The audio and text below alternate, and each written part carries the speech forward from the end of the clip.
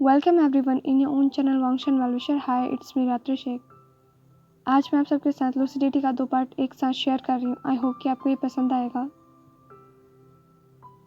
ये fan fiction 1-2 दिन में ख़त्म हो जाएगा, फिर मैं आप सबके साथ एक नया शियानवांग फैन फिक्शन शेयर करूँगी। तो चलिए इस फैन फिक्शन को स्टार्ट करते हैं। यहाँ से लियानवांग चिपोव स्टार्ट होता है। आइंग ने डिसीज़न बना लिया था कि वो कॉन्फ्रेंस मीटिंग के दौरान हमारे गेस्ट रूम में छुपा रहेगा। हालांकि अब मैं लैंडसेक्ट का हिस्सा नहीं हूँ, फिर भी मैंने अपने ओल्ड गूसू रोप्स को ही पहन रखा है। आइंग ने अपना एक पेपर तालिस्मान का यूज़ किया और वो मेरे रोप्स में था। ये उसे दूसरे लोगों से क्वेश्चन पूछे बिना मीटिंग को अटेंड करने में हेल्प करने के लिए था। बहुत सारे लोगों ने ये मान लिया था कि आइंग मर चुका है। हमने सोचा कि हमें सबको ऐसा ही दिखाना चाहिए कि आइंग अब मर चुका है, क्योंकि इससे हमें आगे की इन्वेस्टिगेशन करने में हेल्प मिलेगी।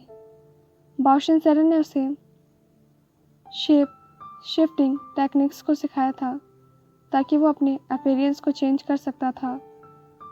ये आइंग के आइडेंटिटी को छुपाने के लिए था, ताकि उसे कोई भी पहचान ना सके कि वो कौन है। जब तक कि हम जिन गोंग्या को ढूंढे और आइंग के नाम को क्लियर नहीं करेंगे, तब तक ये उसे सेफ रखेगा।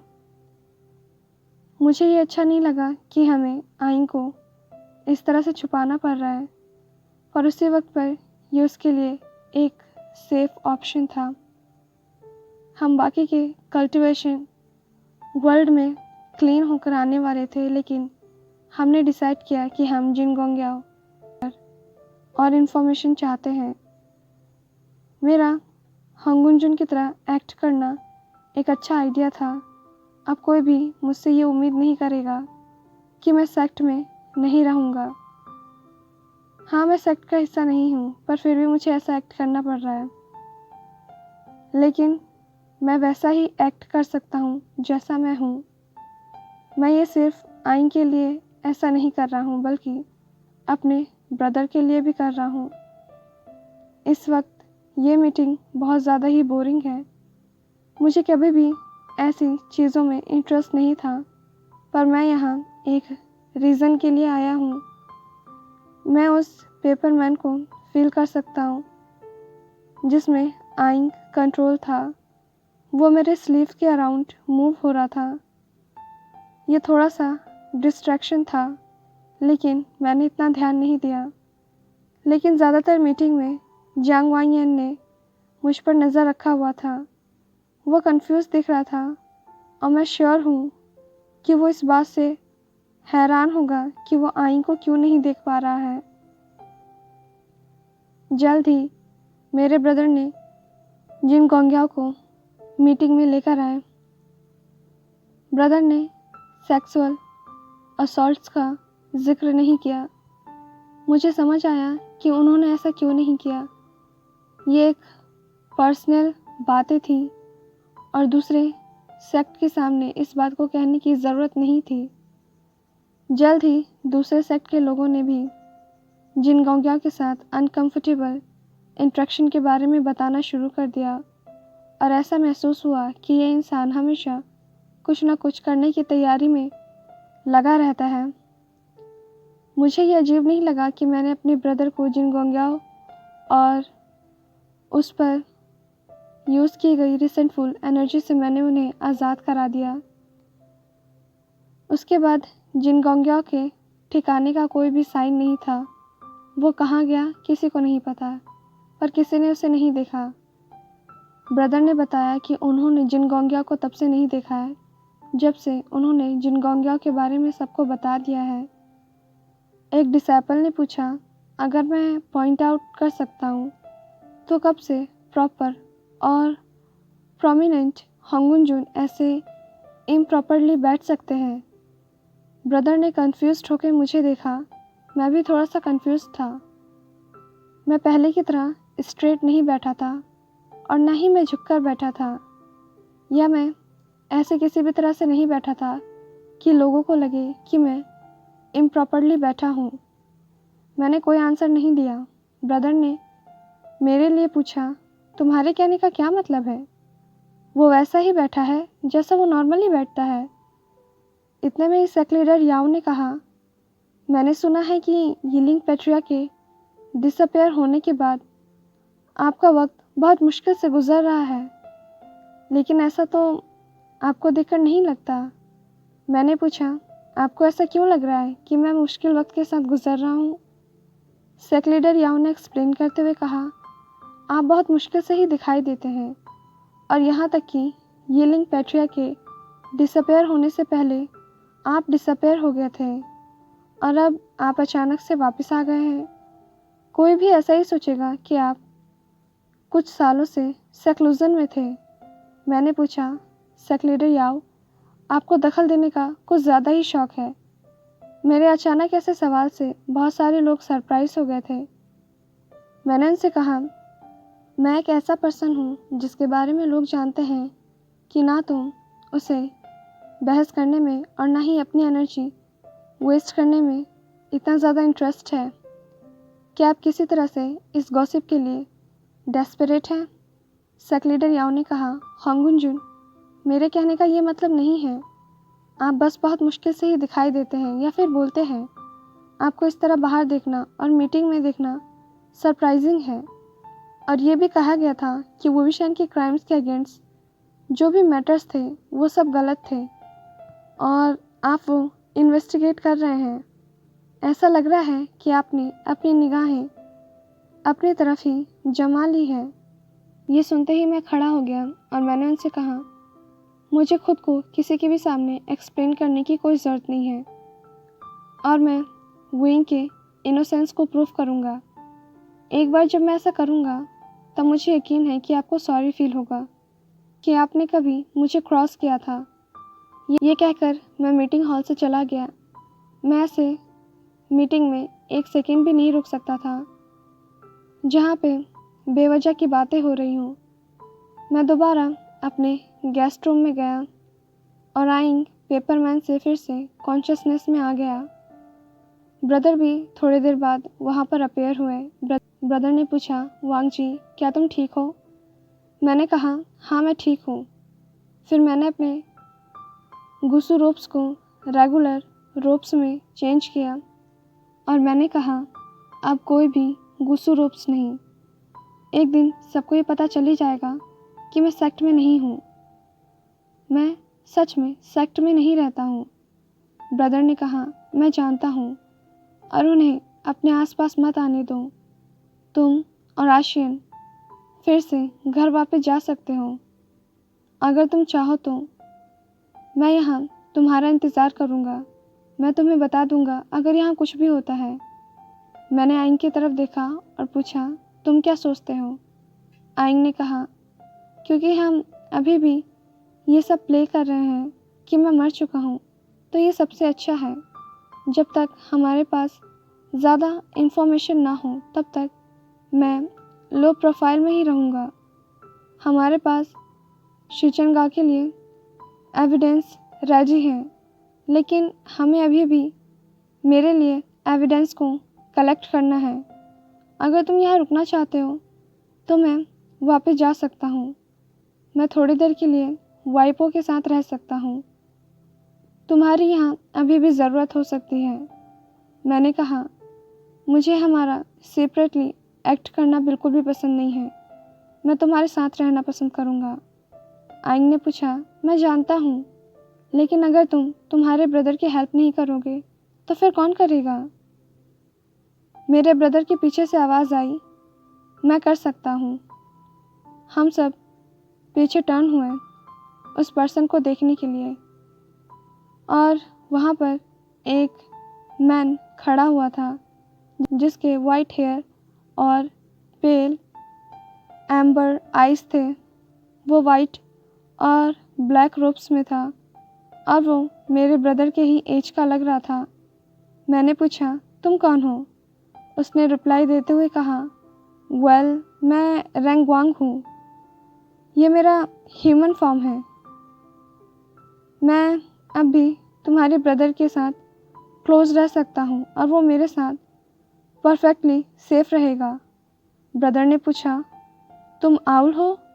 रेंगवांग ने रिप्लाई दिया, हाँ मैं हूँ। एक्चुअली मेरा एक लॉन्ग बैक स्टोरी है। मैं बहुत सालों से एक वाइट स्नोई आउल था, लेकिन अब मैं 10,000 ईयर ओल्ड गॉड हूँ। मैं कुछ वक्त के लिए यहीं इसी दुनिया में रहूँगा। मैंने अपना बहुत कुछ खो दिया है और मैंने इस दुनिया में बहुत कुछ एक्सपीरियंस किया है, और मैं अपने ज़्यादातर पास्ट को तुम्हारे साथ शेयर कर सकता हूँ, लेकिन मैं चाहता हूँ कि तुम मुझ पर ट्रस्ट करो। ब्रदर ने कहा, मैं करता हूँ। उस वक्त मेरे ब्रदर एक्चुअल में थोड़े से स्पीचलेस हो गए थे। मैं ये बता सकता हूँ कि रेंगवांग के अपीयरेंस से ब्रदर अट्रैक्ट थे। मैंने मुस्कुराते हुए कहा, ठीक है, तो फिर आइंग और मैं हमारे घर गुसू में जाएंगे। ब्रदर ने कहा, ठीक है, मैं तुम्हें हर चीज़ के बारे में इन्फॉर्म करता रहूँगा। इसके बाद आइंग और मैं वापस अपने घर में टेलीपोर्ट हो गए। यहाँ से वुविशान पोव स्टार्ट होता है। एक पेपरमैन बनने के बाद मैं अपने आप से बाहर हो गया था। ये मीटिंग एक टिपिकल मीटिंग था। हमेशा की तरह इसमें बस सारे सेक्ट कंप्लेन कर रहे थे। बस इतना ही डिफरेंस था कि चीफ इन जून चीफ कल्टीवेटर थे, इसलिए उन्होंने किसी भी तरह के मिसहैप्स को अलाउ नहीं किया। मीटिंग के दौरान मैं एक पेपरमैन था और मेरा मेन पर्सन गेस्ट रूम में छुपा हुआ था। कुछ लोगों को छोड़कर ये वर्ल्ड यकीन करता है कि या तो मैं मर चुका हूँ या फिर मैं मिसिंग हूँ। इसलिए आज़ान और मैंने इसी में प्ले किया। हमने सबको यही दिखाया कि मैं वाकई में मर चुका हूँ। एक पेपरमैन बनकर मैं आज़ान के स्लीव्स में छिप गया। वो अपने ओल्ड सेक्ट के रूप्स में था और वो ये प्ले करने के लिए इस ओल्ड सेल्फ में थोड़ा सा अच्छा लग रहा था। ये तब तक था जब तक एक जिन डिसाइपल ने और सेक्ट लीडर याओ ने उससे सवाल पूछना शुरू नहीं किया। उन्हें किसी बात पर आज़ान पर शक था, लेकिन आज़ान ने बहुत आसानी से खुद को क्लियर किया। चीफ एंग जुन ने उन सबको यह कहकर शांत करा दिया और कदम उठाया कि वो उस पर्सन को डिसरिस्पेक्ट कर रहे हैं जिसके पास शिकायत करने की तुलना में अनगिनत खूबियां हैं, जो कि वैसे सच था। आज़ान बहुत ज़्यादा ही टैलेंटेड है। मैंने अपने हस्बैंड के स्लीव से क्रॉल किया और मैं बस उसके रोप्स के अंदर उसकी चेस्ट के पास था। एक पेपरमैन के रूप में भी मैं उसके हार्ट बीट को सुन सकता था और ये मेरे लिए हमेशा से वर्ल्ड का बेस्ट साउंड था। मैं इस हार्ट बीट को पूरा दिन सुन सकता हूँ अगर मैं ऐसा कर पाऊँ तो। मैंने सारे मीटिंग में उसके चेस्ट के क्लोज पेपरमैन को हक कर रखा था। आज़ान मुस्कुराया जब उसने ये नोटिस किया कि मैं कहाँ हूँ। मैंने फील किया कि उसने अपने फिंगर को मेरे पेपरमैन के बैक पर रब किया। मैं इस आदमी से बहुत ज़्यादा प्यार करता हूँ। अगर ये पास्ट वाला लैनवंशी होता तो मैं श्योर हूँ कि ये ज़रूर मेक श्योर करता कि कहीं मैं कोई गड़बड़ तो नहीं कर रहा हूँ, लेकिन ये ऐसा नहीं है। अब मैं जो भी कर सकता हूँ, ये पहले की तरह मुझ पर गुस्सा नहीं करता है और ना ही इसे किसी भी चीज़ से प्रॉब्लम है। अब मैं चाहे कुछ भी करूँ, कहीं भी रहूँ, आज़ान को इससे कोई भी दिक्कत नहीं है। ये बहुत ही ज़्यादा प्रोग्रेसिंग था। अब हम मैरिड हैं तो अब हम एक दूसरे को अच्छे तरीके से समझने लगे हैं।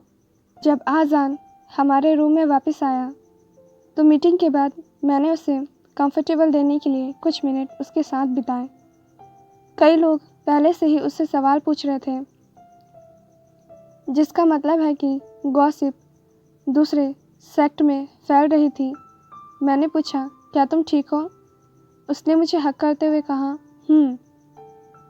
वो बस हमेशा की तरह बहुत ही ज़्यादा शोर कर रहे थे। मैंने कहा, सेक्ट लीडर याओ एक हिपोक्रेट पर्सन है। वो अपने सामने आने वाले हर सिचुएशन को बढ़ा चढ़ा कर बोलते हैं। सच कहूँ तो ये बहुत अननोइंग है। मैंने हैक को ब्रेक किया और मैं उसके लैंड रोप्स की तरफ देखने लगा। मैंने मुस्कुराते हुए उससे कहा, जब तक तुम इन रोप्स में नहीं रहना चाहते हो तब तक मैं तुम्हारे लिए एक फ्रेश रोप्स और साथ ही नहाने के लिए वार्म बाथ को प्रिपेयर कर सकता हूँ। आजान ने कहा, थैंक यू लव। ब्रदर कुछ ही देर में आएंगे, मैंने नोट करते हुए कहा, ठीक है। इसके बाद मैंने उसके लिप्स पर क्विकली किस किया और आजान नहाने के लिए चला गया। उसने फ्रेश रोब्स को पहन लिया। आजान के नहाने से पहले ही शीचनगा वापस आ चुके थे। मैंने उनसे कहा, हाय शीचनगा। उन्होंने ग्रीट करते हुए कहा, हेलो आशियन, तुम्हारा हस्बैंड कहाँ है? मैं हंसने लगा और मैंने कहा, मैंने उसके लिए वार्म बाथ को प्रिपेयर किया है। वो नहाने के लिए गया है, इसलिए उसे थोड़ा वक्त लग जाएगा वापस आने में। मैंने शीचनगा से कहा, और ऐसा लग रहा है कि बहुत सारे लोग ये यकीन करते हैं कि या तो मैं मर चुका हूँ या फिर मैं मिसिंग हूँ। हर जगह इसी बात का शोर है। शीचनगा ने कहा, यह प्रूफ हो जाएगा कि तुम किसी भी बुरी चीज़ के पीछे नहीं थे। इसका मतलब है कि कोई तो ऐसा है जो सीन के पीछे से स्ट्रिंग को पुल कर रहा है। कोई ऐसा जो कि मास्टर प्ले कर रहा है और दूसरा जो कि पपेट प्ले कर रहा है। आजान वापस आते हुए पीछे से कह रहा था, मुझे शक है कि जिन गोंग्याओ पपेट मास्टर है।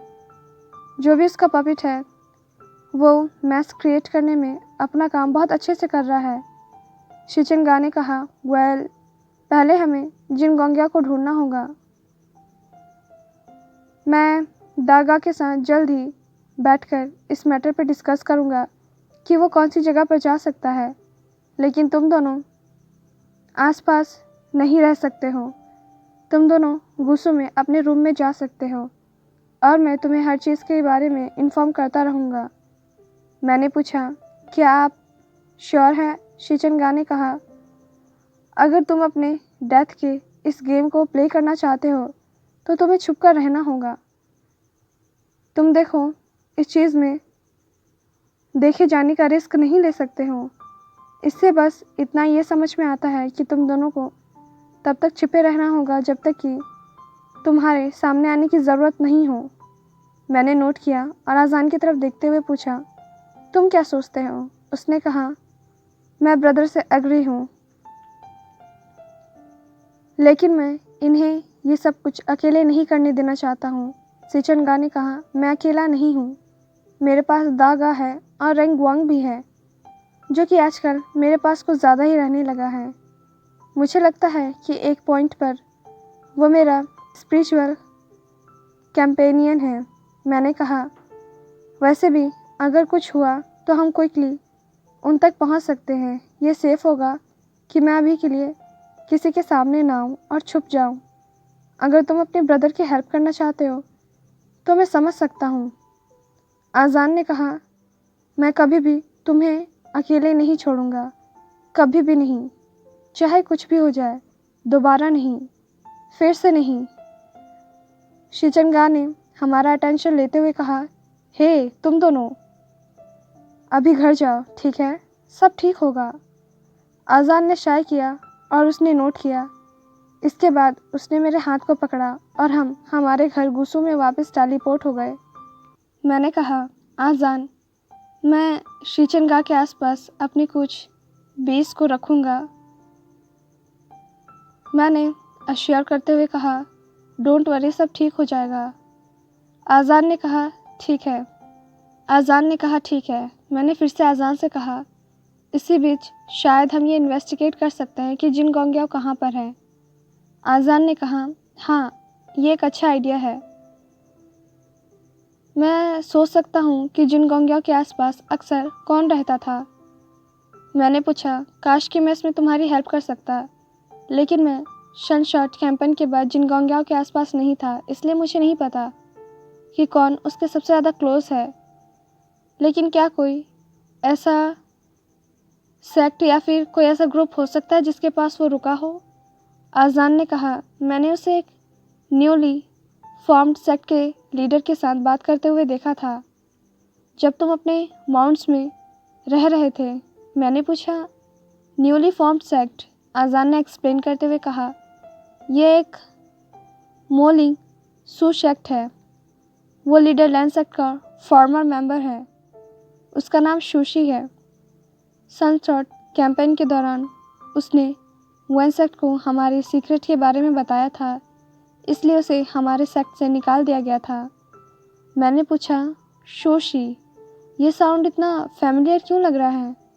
आज़ान ने मुझे याद दिलाते हुए कहा, वो वही डिसेबल था जिसे तुमने बचाया था जब हम बैलिंग लेक में वाटर घोष को हैंडल कर रहे थे, और ये भी वही डिसेबल है जिसने तुम्हें शून्य केव में एरो से शूट किया था।